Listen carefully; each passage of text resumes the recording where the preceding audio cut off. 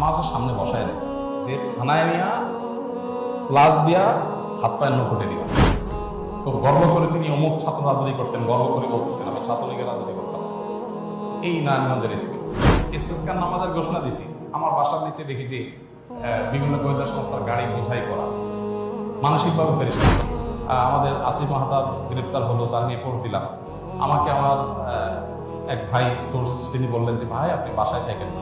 তো রাতে এই কয়দিনের আগের কথা, রাতে যায় আরেক বাসায় যায় ফিকার। এত কিছুর পর দেখা গেল যে আমাদেরকে বিভিন্নভাবে নাজেহাল করার চেষ্টা করা হতো। আসসালামু আলাইকুম ওয়া রাহমাতুল্লাহ। আশা করছি সকলে মহান আল্লাহ তাআলার অশেষ রহমতে এবং তাই দোয়ায় ভালো আছেন এবং সুস্থ আছেন। স্বাগত জানাচ্ছি স্বাধীন দেশের স্বাধীনভাবে মুখ করা একটি নতুন ভিডিওতে।